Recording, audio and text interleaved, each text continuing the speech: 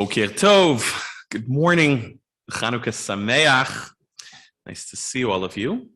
This morning I'd like to explore together with you the choice of the Menorah as the official symbol of the state of Israel. And as we'll see, it was somewhat of a curious and controversial choice. Not so pashut. Now, the official symbol of the state of Israel, of course, is the Menorah, flanked on each side by an olive branch. This familiar image, which appears here on the first side of the source sheet, in the middle there, was designed by two brothers, Gabriel and Maxim Shamir, who were from Latvia and studied graphics and design in Berlin prior to making Aliyah. And they were responsible for creating a number of symbols, emblems, medals, stamps, and even currency for the young state of Israel. And their symbol, their menorah, was adopted as the official emblem of the Provisional Council of the State of Israel on February 10th, 1949. As I said, the choice was the subject of much debate and discussion, as we'll see in a few moments. Now, it's easy to understand why this motif was adopted as the official emblem of the state of Israel. You know, the menorah has long been a very central symbol since antiquity. In addition to its role in the Mishkan and the Beit HaMikdash, of course, and the Hanukkah story, which we're celebrating this week, you have images of the menorah or menorot that are found in Batei Knesset, ancient synagogues, cemeteries, mosaics, seals, and symbols throughout Jewish history. So the menorah is a very Jewish symbol. You know, people think of the Magen David as a Jewish symbol, but that comes later, actually. The menorah is a very old Jewish symbol.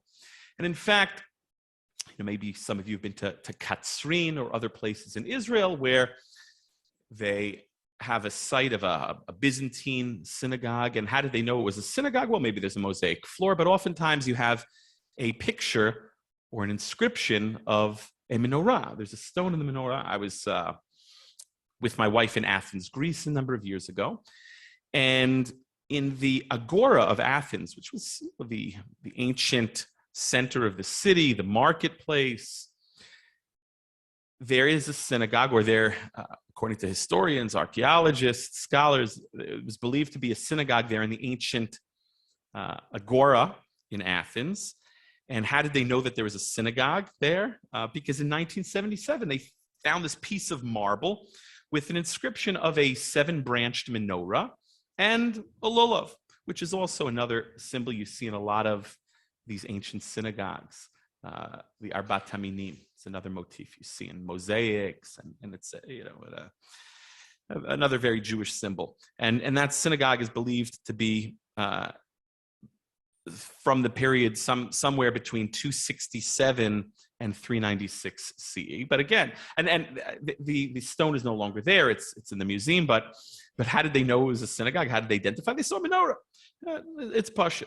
Now the choice of the menorah flanked on each side by olive branches is, of course, from the Chazon of Zechariah's vision of the menorah, flanked on both sides by olive branches, from Zechariah Perek Daled, chapter 4, which we read on Shabbat Chanukah as the Haftorah, except this year, since Shabbos Chanukah is also Rosh Chodesh, we won't be reading that Haftorah, since it's Rosh Chodesh. But when it doesn't fall out on Rosh Chodesh, we read from Zechariah, and we read this vision of the menorah, very, very fitting. So what does Zechariah see here? Take a look at source number 1. Okay. Vayashav hamalach hadover bi. So the angel who was speaking to me came back to me. He returned to me. Vayireni ki ish asher ye'or mishnato. And woke me up as a man is awakened or is awoke from his sleep. Okay, so Zechariah has this vision of this angel coming and waking him up. And this angel says to him, Ma ata roeh? What do you see? Va'omar, and so Zacharias said, Ra'iti v'inei menorat zahav kula, v'gula al rosha, v'shiva neroteha aleha, shiva v'shiv'a mutzakot lanerot asher al rosha. I saw, behold, it was a menorah made entirely of gold with the bowls on top and the 7 lamps. We'll talk about that, and 7 branches. And what does he see? He continues and says, Ushnayim zeitim aleha, echad miyamin hagula ve'echad al smola. And I saw 2 olive branches, one to the right of the bowl of the menorah, one to the left. Okay, so this is the famous vision of Zechariah, and of course it represents this epic of peace. It represents redemption, and that is what Zechariah prophesies about. So it's easy to understand where they got this motif from and why it was adopted. But as I said, the choice of the menorah was not without controversy. If you take a look very carefully at which menorah they chose, it wasn't so problematic or controversial that they chose a menorah. A menorah, as I said, is a very central symbol in Judaism. But which menorah did they choose? Upon careful inspection, if you take a very close look here, it's on the first page of the source sheets, where they got this particular menorah from, okay? The menorah that they chose came from where? The Arch of Titus, right? Take a look at the bottom of the page. These are 2 pictures that I took when I was in Rome of the Arch of Titus, okay?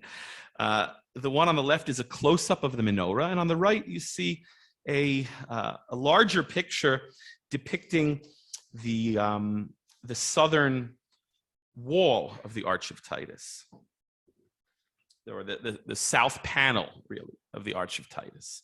And you see that the menorah that the Shamir brothers chose for the symbol of the state of Israel is dafka, the menorah of the Arch of Titus. Okay. So you can see why there would be some objection to it.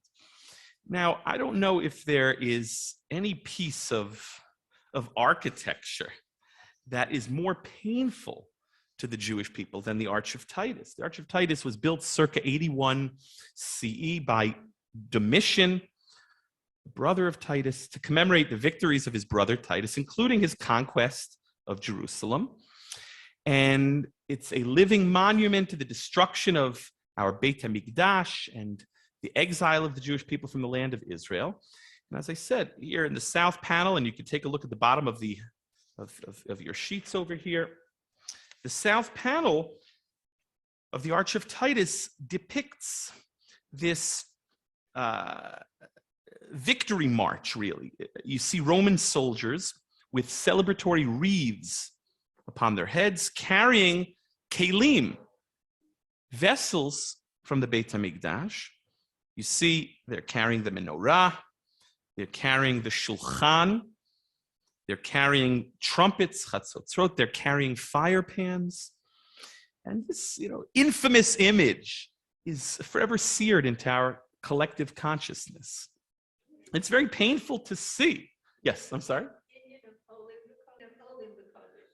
You're saying ma'alin b'kodesh, right? Like according to Beit Hillel, that's why we light an additional candle each day. We are mosif v'holech, as opposed to poched v'holech, like Shammai. Okay, so that's a nice idea, that maybe by choosing dafka, the menorah from the Arch of Titus, we are somehow elevating it. We are somehow rectifying it. Okay, we'll come back to that point. That's a nice idea. We'll come back to your point. Okay? But you could see how this would cause the consternation, or this would be problematic or upsetting or controversial because of what the Arch of Titus represents. And it's a triumphal arch. Again, it celebrates the triumph over the Jewish people and Jerusalem, the Beit HaMikdash, and it's a model for triumphal arches around the world. If you visit the Arc de Triomphe in Paris, it's modeled after the Arch of Titus.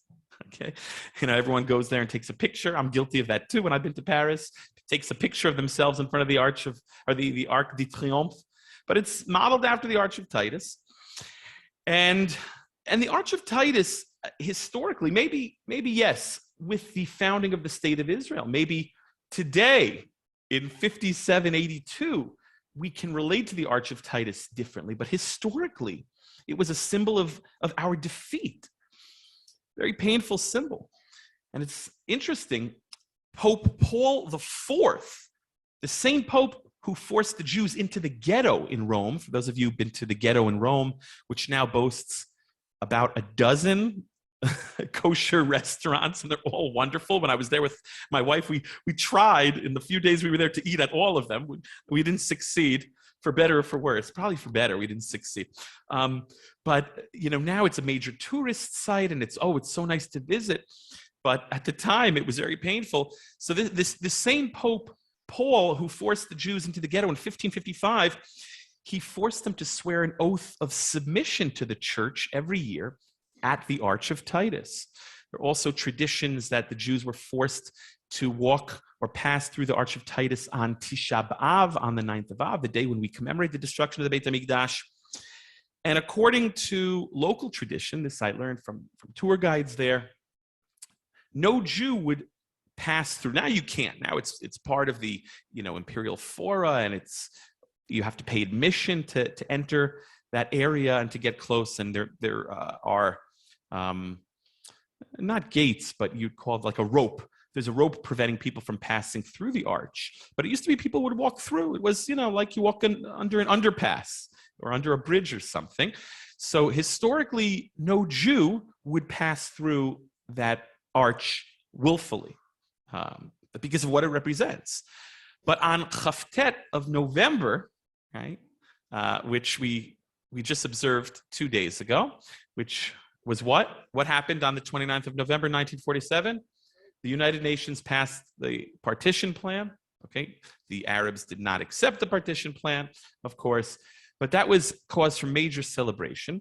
And so on the following day, November 30th, just one day after the United Nations passed the partition or adopted the partition plan for Palestine, which would lead eventually to the establishment of the state of Israel. So the Jewish community of Rome, who would never go there, gathered together at the Arch of Titus. There's even a picture.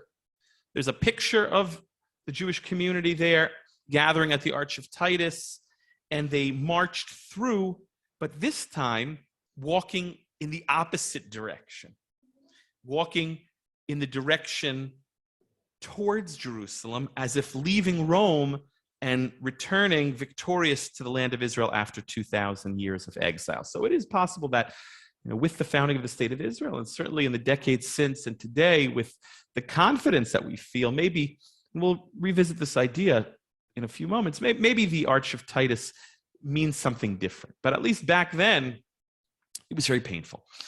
And so, you see the direction that these Romans are walking in towards Rome with the kelim from the Beit HaMikdash. And so the Jewish community gathers together and walks through the opposite way towards Yerushalayim victorious. When I was there a number of years ago, I'm standing there and I was reminded of a story about Rav Shlomo Yosef Kahaneman, who is the beloved head of the Panovich Yeshiva. Fortunately, his wife and his family were all murdered by the Nazis. He was one of the people responsible for rebuilding a Torah here in Israel following the Shoah. He rebuilds his yeshiva, the Panovich Yeshiva. And a story is told that he was in Rome raising money and asked his driver to take him to the Arch of Titus. Now, people were surprised. He wasn't one to visit tourist sites. He wasn't one to go on tiyulim. He was very focused on Torah and on rebuilding Torah. But he asked to be brought to the Arch of Titus. So, of course, they acquiesced. They brought him to the Arch of Titus. And according to the story, he stood in front of the Arch of Titus, shaking his fist and crying out defiantly in Yiddish, Titus, Titus, wo bist du? Where are you? Titus, Titus, where are you? In other words, here we are still alive, Am Yisrael Chai, and you are long gone. You are but a memory, but a footnote in the history of the world. You are just part of the dustbin of history. And so I decided to do a little something to maybe the embarrassment of my wife. I handed her my cell phone. I said, here, please videotape this. And in front of the Arch of Titus, and it was an overcast and rainy day like today. It was in February at the time. There weren't so many people there, but there were some Jewish tourists around along with other tourists. And so I'm standing there and I start singing Am Yisrael Chai at the top of my lungs. And a security guard quickly ran over and he's yelling at me in Italian and he's shaking his fist. And well, I don't speak Italian, so I feigned ignorance, pretended like I don't know what he's talking about. And I continued to sing. To finish the song, and until he really got in my face and started yelling at me. And I asked our tour guide after, what was he saying? He was threatening to have me arrested, to call the police. Okay, but that was my small act of defiance. It almost got me arrested, but I think it was worth it. In any case, the menorah that was chosen for the symbol of the state of Israel is clearly the menorah of the Arch of Titus, with all that it represents. And for the chief rabbi at the time, of Yitzchak Isaac Halevi Herzog, I was in bad taste, to say the least. And we'll see in a moment why he objected. For Rav Herzog, most problematic is the base of the menorah. Now, Rav Herzog, he strongly objected to the choice, and he believed that, beyond the fact that maybe it was not in good taste choosing a menorah from the Arch of Titus with all that it represents, he had a problem with the menorah as depicted in the Arch of Titus and questioned whether that is indeed the menorah from the Beit HaMikdash, as others did as well. And most troubling for Rav Herzog is the hexagonal base of the menorah, which appears on the arch. You take a look at it, it has this two-tiered hexagonal base, right? And the problem is that while the Torah doesn't tell us exactly what the base should look like, Rashi here, in source number 3, based on the Gemara in Menachot on Daf Chavchet Amud Bet, says that the menorah had a 3-legged base, not a hexagonal base. So is this menorah here really the menorah from the Beit HaMikdash? Okay, how could it be?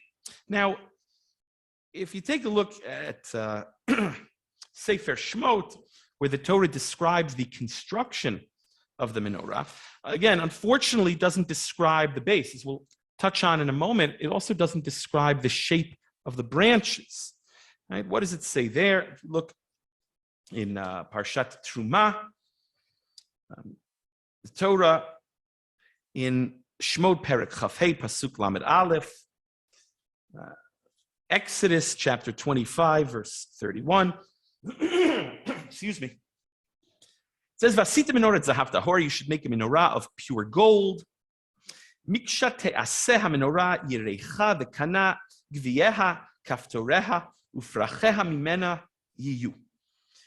Its base, its shaft, its cups, its knobs, its blossoms shall all be hammered out of gold. And then the Torah continues. You have 6 branches, 3 on each side, and then there's a center branch, and it has these bulbs and these cups, the kaftor v'aferach, what exactly that means.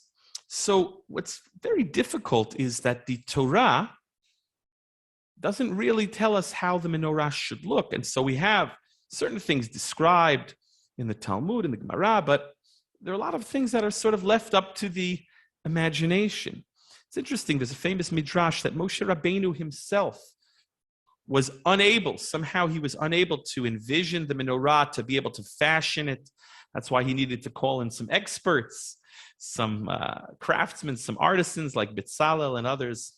And now that midrash is often understood to mean that the menorah is something that's beyond human comprehension. It represents things that are beyond our understanding. Perhaps mysticism, mystical ideas that are wisdom that is way beyond our human understanding, our comprehension. But in any case, as I said, the Gemara in Menachot and Rashi here on the pasuk I just read for you in source number 3, Rashi writes, where I've underlined, Ushlosha Regalim, or Raglayim, rather, Raglayim, I guess. Shlosha Raglayim Yotzin Heimena Ulamata. Okay, it had a 3-legged branch. Now this menorah doesn't have a 3-legged branch. So Rav Herzog suggests that it is possible that maybe something happened to the original base of the menorah on its way to Rome, and that the Romans created this hexagonal base, or they replaced the original base or covered it up with this hexagonal base that appears on the Arch of Titus. That's one suggestion. Others would suggest that no, this is not the menorah from the Beit HaMikdash. It's an artist's rendering. Okay. What was really problematic, beyond just the 3-legged branches or the three-legged stand, what was very problematic for Rav Herzog is if you look very closely on the base of the menorah as it appears in the Arch of Titus, you've got all sorts of beasts and mythical creatures depicted. You've got dragons and griffins and sea creatures and lions and eagles. Symbols of what? Avodah Zarah. Avodah Zarah. More like, well, that's interesting. Shlomo's throne. Okay, which has depicted, had all sorts of animals. But we'll see in a moment that according to the Mishnah in Avodah Zarah, if you find a vessel with a dragon on it, that vessel is problematic. Okay, we'll see in a moment. So, and it's understandable why you might find eagles. The eagle was the symbol of imperial Rome. It was the symbol for many centuries of the Roman Empire. Okay, but what about these mythical creatures? For Rav Herzog, it was inconceivable, not possible, that a menorah stood in the Holy Temple with those images. Why? Rav Herzog drew on the Mishnah Avodah Zarah that appears here in source number 4.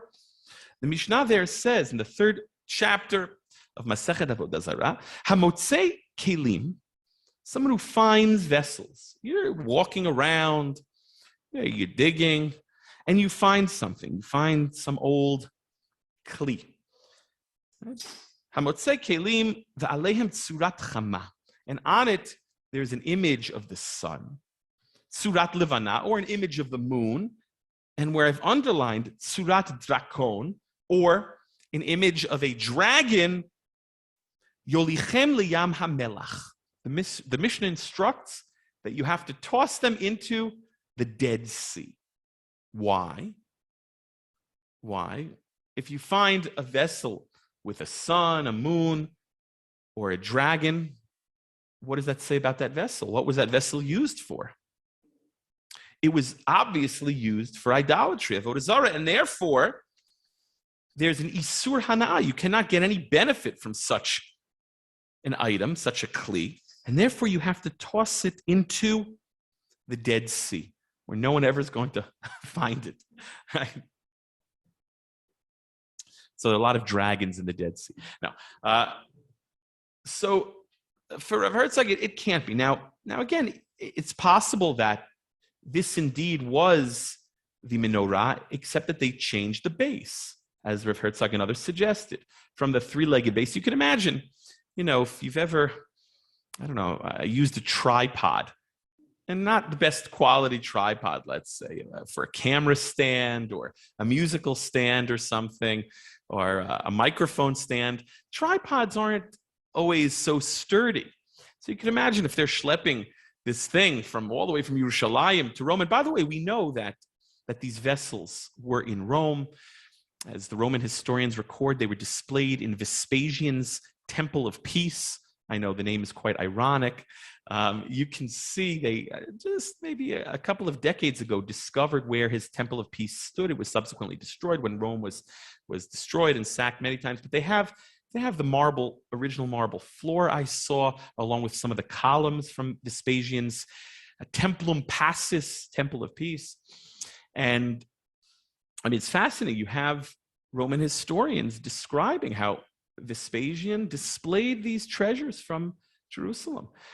Are they still there? Are they somehow buried in Rome? Were they taken to Africa? All sorts of speculation where the vessels from the Second Temple are today. But are they in the catacombs underneath the Vatican? Is the Vatican hiding them somehow?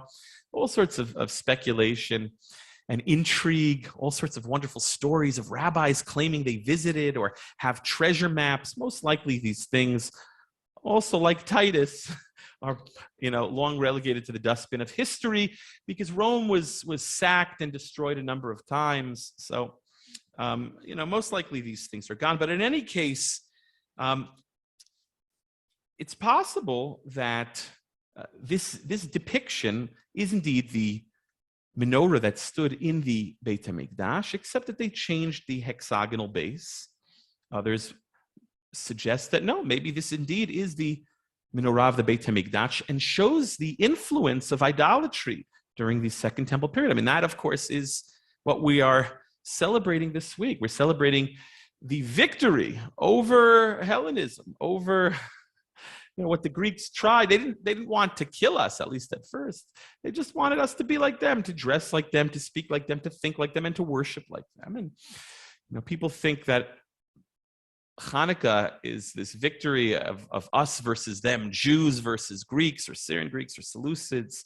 And not so black and white. It was really Jew versus Jew. If you look at the books of the Maccabees and Megillat Antiochus, etc., if you look at the history, you see that it was Jew versus Hellenized Jew.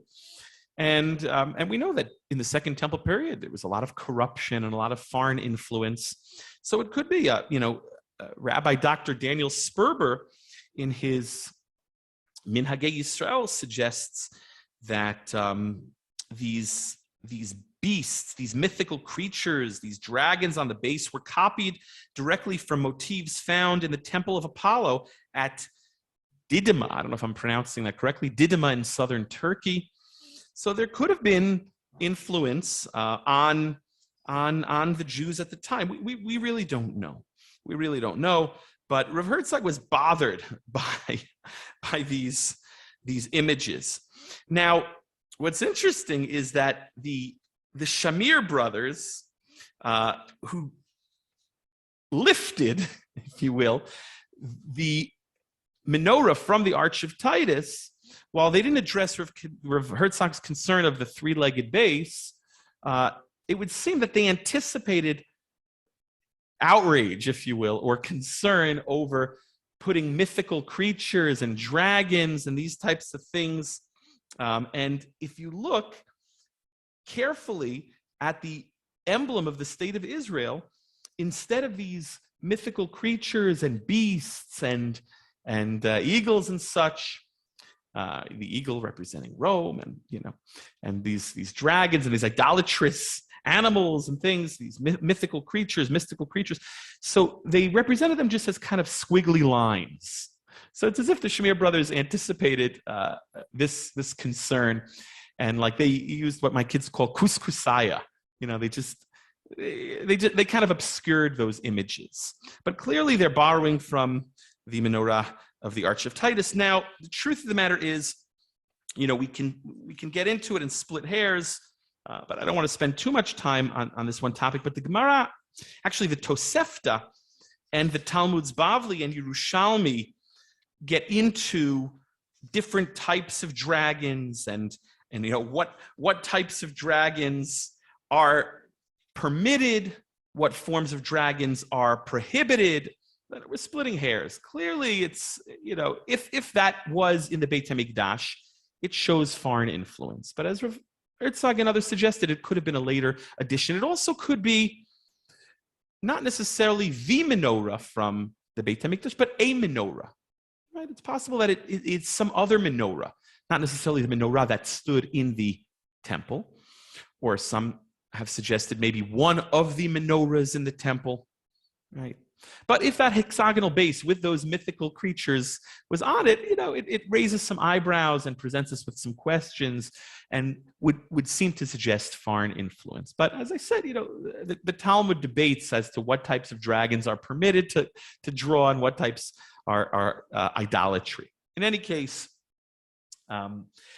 others have suggested that maybe it's just an artist's rendering of what the menorah looked like, that it's not necessarily a faithful depiction of the menorah in the Beit HaMikdash, but it just, an artist is using his artistic license. An artist has certain latitude to be creative, and it's an artist's rendering, lav dafka, in actual depiction, and perhaps an artist influenced by, the motifs in the Temple of Apollo in Didyma in southern Turkey, but lav dafka, the menorah that stood in the Beit HaMikdash. So all sorts of speculation. By the way, before we get to something that Rav Herzog wrote, there were others as well who questioned whether this depiction is the menorah of the Beit HaMikdash based on the shape of the branches of the menorah. And Rav Yosef Kapach, who is a very important Yemenite scholar, Yemenite Talmud Chacham, who published an edition of the Rambam based on Yemenite manuscripts. They had very authoritative manuscripts of the Rambam, along with a commentary on the Rambam, we published many things on the Rambam. Together with the Lubavitcher Rebbe, they believe that this cannot be the menorah in the Beit HaMikdash. Forget the hexagonal base, but the branches. As I said, the Torah doesn't tell you how to fashion the branches. The Torah said there should be 7 branches, 3 on each side, a branch in the middle. When you kindle the menorah, you're supposed to kindle the lights facing the center branch. The Torah talks about the bulbs and flowers, the kaftor v'ferach, etc. But the Torah doesn't tell you what the menorah should look like in terms of how the branches should be fashioned. Should they be straight branches, or should they be curved, like here in the Arch of Titus? Doesn't tell you. The Mishnah and the Gemara doesn't tell you. Right? So even Chazal don't talk about this. However, if you turn the page to the second side, at the bottom left, this is a picture that was drawn by the Rambam. This is the Rambam's own hand, Ktav Yad Kodsho. This is from a manuscript that resides in the Bodleian Library at Oxford University. And this is from the Rambam's Perush HaMishnah to Masechet Menachot. Okay. And you see how the Rambam draws the menorah, right? With its branches. They are straight branches. They are diagonal. If you've ever seen a Chabad menorah, and they're all over, you don't have to go too far to see a Chabad menorah. They're all over the world, right?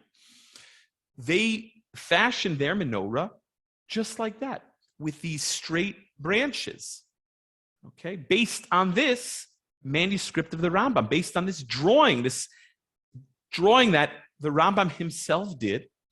And the Lubavitcher Rebbe felt very strongly that that is how the menorah in the Beit HaMikdash looked, and therefore our Chanukiyot, right? Because the menorah is the 7-branched candelabrum of the Beit HaMikdash. Our Chanukiyot, our 8-branched menorah, which we light each night of Chanukah, should be fashioned on that. It should look like the menorah that stood in the Beit HaMikdash, and therefore should have straight branches. It's not 3-legged. Well, you don't really see the base. It could be, it's not clear. It's not. The Lubavitch one is not 3-legged, so that's interesting. You're saying, if they're going to try to make it to look like, that's a good question. I don't know why that is. Yeah, again, maybe a 3-legged menorah isn't very sturdy. Maybe it needs a more gezinta branch, or a gezinta stand, more stable stand. They could do better. Well, in any case, it does look like it might be 3-legged on the drawing. it's possible. It's not clear from the drawing, and the Rambam, while he was one of our greatest scholars and a philosopher, and the great eagle, the Nesher Hagadol, the Rambam wasn't necessarily an artist. So some even say, well, okay, the Rambam drew this, but that doesn't necessarily mean that it has to be completely straight. I've heard different explanations given to how to reconcile the two images, but for those who question whether the Rambam actually drew this, the son of the Rambam, Rabbi Avraham ben HaRambam, okay, Maimonides' son, Rabbi Abraham, he, in his commentary to Sefer Shemot, writes that the branches of the menorah should be straight, as my father of blessed memory had drawn. So he attests in his commentary to Sefer Shemot about this drawing, that this drawing is authentic. He said that the branches should be straight, as my father drew, okay, and he continues, and not like, not round, not like an arc shape as others have depicted, okay?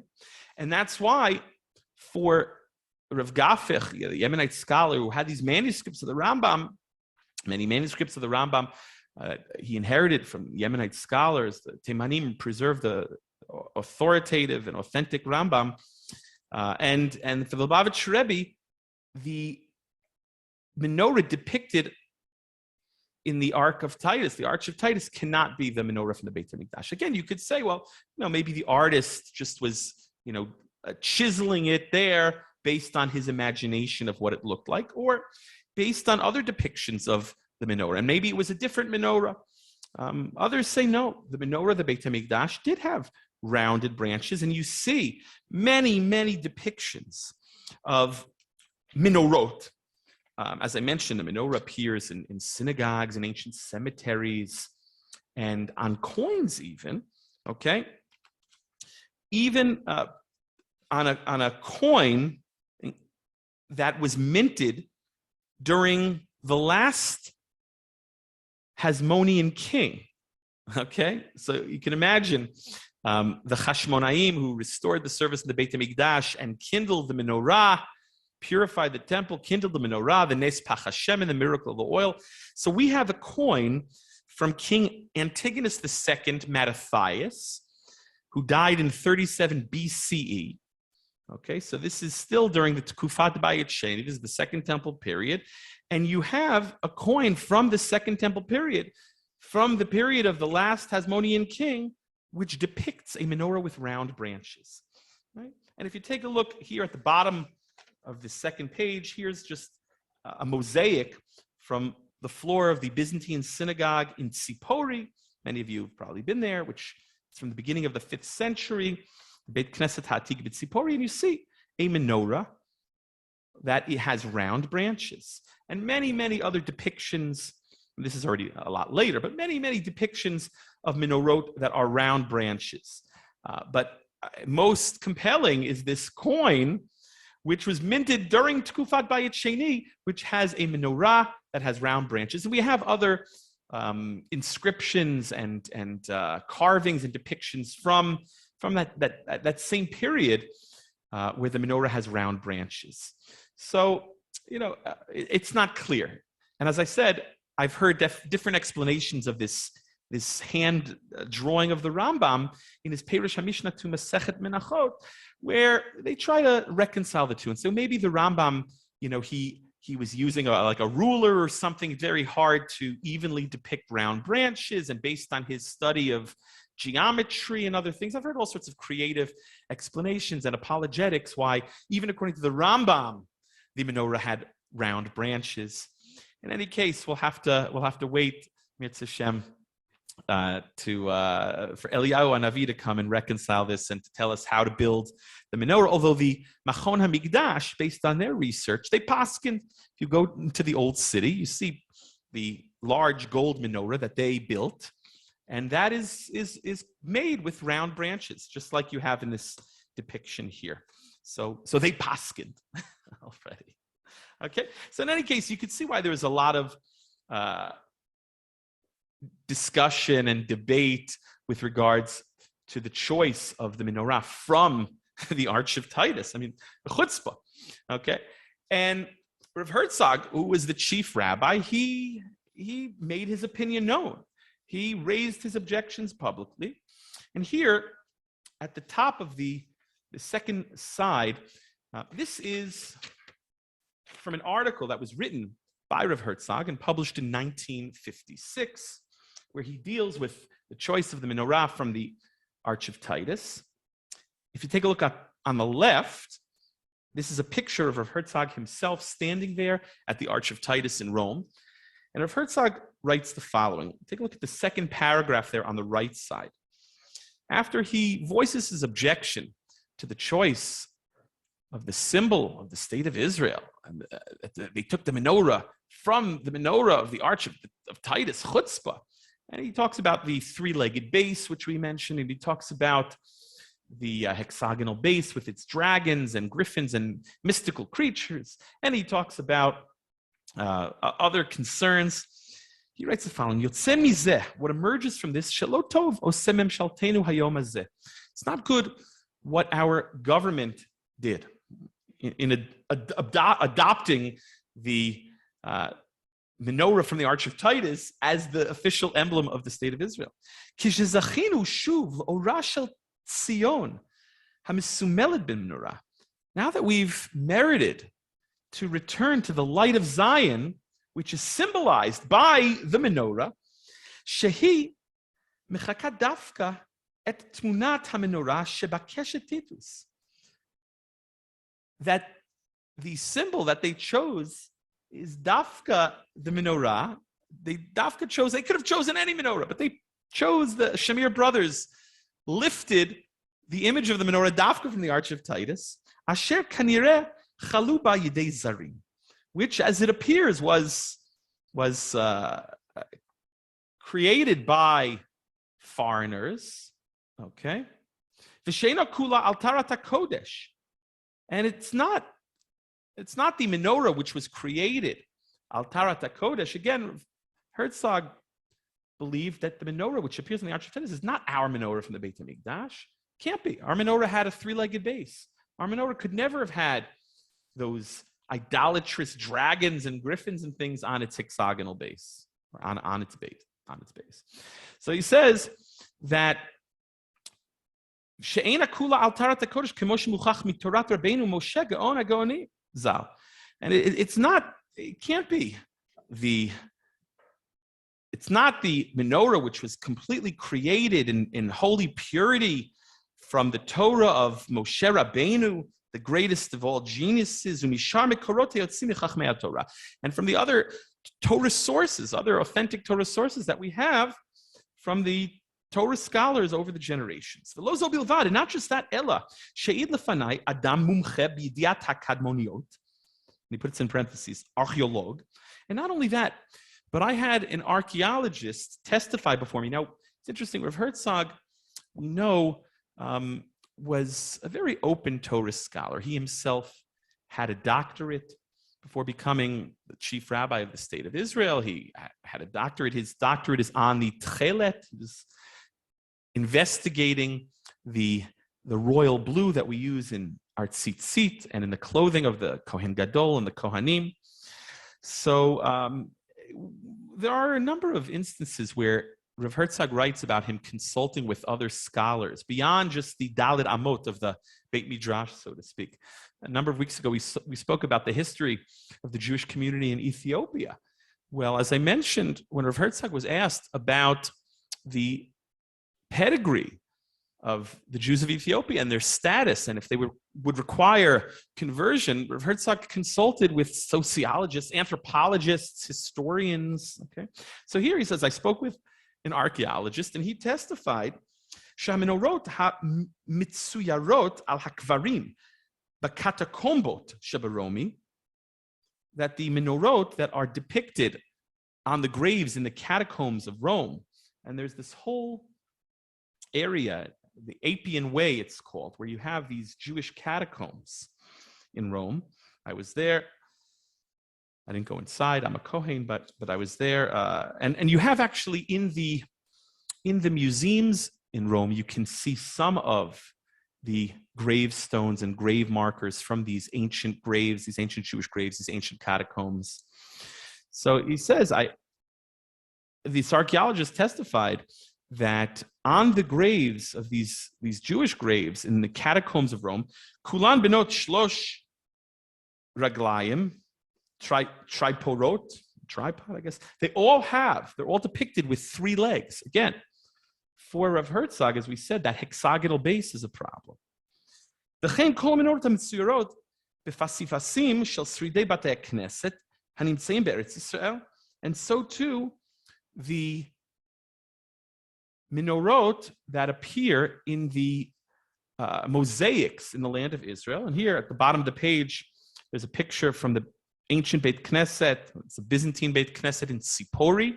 And you could see, in addition to the rounded branches, which you mentioned, look at the bottom. What do you see? A 3-legged base, a tripod. Okay.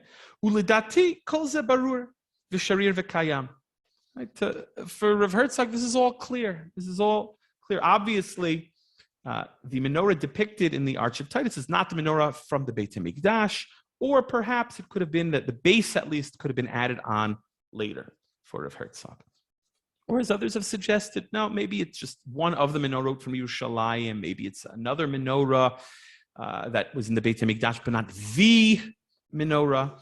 Maybe it's the artist's rendering, using his imagination, taking certain artistic liberties, a creative license, different explanations. But Rav Herzog objected to the choice of the menorah from the Arch of Titus to represent the state of Israel on its official emblem. And you can understand why. Now, later, in the 1950s, actually in 1956, when the Parliament of the United Kingdom, on April 15th, 1956, gifted the state of Israel that large menorah that appears at the entrance to the Knesset in honor of the 8th anniversary of Israel's independence. Again, there was some dispute and debate and some controversy, but this time for a different reason. And Rav Herzog objected to that for a different reason. As the Gemara in Masechet Rosh Hashanah says, you are not allowed to depict a menorah. You're not allowed to fashion a menorah outside of the Beit HaMikdash. The menorah belongs in the Beit HaMikdash, right? Now, how did the Machon HaMikdash get away with making a menorah? Okay, they made it for the Beit HaMikdash. But you can't make a 7-branched menorah to put in front of your Knesset or even to have in your home. Because, no, that's supposed to be for the Beit HaMikdash. That's 7-branch menorah. So that's why we call, as Reb David, your son was saying, your wife told me, your son was telling either your parents or was it your in-laws, when they were saying, oh, you're going to light the menorah? He said, no, we're lighting the Chanukiah, right? You have to make a distinction. The Chanukiah is an 8-armed candelabrum, an 8-branched candelabrum. The menorah is the 7-branched candelabrum that belongs only in the Beit HaMikdash. Okay, so Rav Herzog later was upset that they put this 7-branched menorah in front of the Knesset. Eventually, he writes that it's acceptable. He writes why it's okay. But initially, there were rabbis, among them Rav Herzog, who was upset at the choice. Now, as we saw, Rav Herzog was very unhappy with the choice of the menorah lifted from the Arch of Titus as the symbol of the state of Israel. But what's interesting is that, there were other rabbis and authorities, even in the religious Zionist world, that were less bothered by it. And, over time, it became accepted. Rav Herzog's opposition, if you will, fell on deaf ears. He was a das yochid, you might say, on this. He didn't have other rabbis voicing their objection. And, quickly this controversial new emblem gained acceptance. And in time for Israel's Independence Day, the religious Zionist newspaper, Hatzofeh, which was a precursor to the Makor Rishon, if you all know the Makor Rishon, which is the religious Zionist newspaper. Before the Makor Rishon, you had the Hatzofeh, which was really wonderful. I've been through many issues of the Hatzofeh on microfilm. I've gone through the microfilm of these old Gilyonot, these old issues of Hatzofeh, and doing research at the National Library, and wonderful Torah articles from the great rabbis of the time discussing halachot now that we've returned to Eretz Yisrael, important halachot now that we've returned to Yerushalayim. So the Hatzofeh newspaper took that new emblem, this symbol, with the menorah from the Arch of Titus, and they put it right on the cover of one of its supplements, and they had no problem. And again, over time, this symbol became acceptable. The Arch of Titus got koshered, if you will. And this is something that you raised at the outset of the shiur. You know, for some, the choice of the menorah, dafka from the Arch of Titus, yes, dafka from the Arch of Titus in Rome for the newly created state, was symbolic and meaningful. You know, for centuries, that image was so painful. It represented the Churban Habayit, the destruction of the Holy Temple in Jerusalem, represented galut, exile.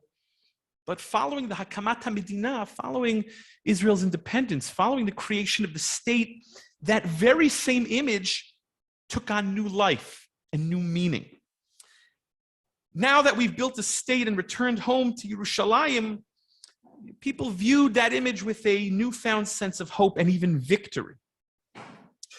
And what's fascinating is that the menorah from the Arch of Titus, dafka from the Arch of Titus, as well as other images invoking that famous relief on the south panel of the Arch of Titus, the images of the Arch of Titus begin to appear on Jewish book covers and on monuments and in religious art following the Hakamat HaMedina. There are many examples of this. There's a member of my shul in Har Nof who was very active in the student struggle for Soviet Jewry. And there's now a whole archive at Yeshiva University, and he was interviewed, and there's pictures, and there's all sorts of very fascinating material. And among them, you have, at least during one of their demonstrations, okay, for Soviet Jewry, they're marching in New York City, and they're reenacting the image of the Arch of Titus, right? They're reenacting it. Now, you know, for centuries, chutzpah, how could you do such a thing? It would be too painful. But again, with that Hakamat HaMedina, the images of the Arch of Titus took on new meaning. And I think, you know, this is what you were saying, that maybe dafka with the Hakamat HaMedina, yeah, it's not so painful to lift the menorah from the Arch of Titus. Maybe there's a certain symbolism in that very act of taking the menorah, dafka from the Arch of Titus, and using that as the official emblem of the state of Israel. In one word, gotcha. Gotcha. Gotcha. In one word to summarize our class this morning, gotcha. And with that, we will wish you a Chanukah Sameach. Thank you. Thank you.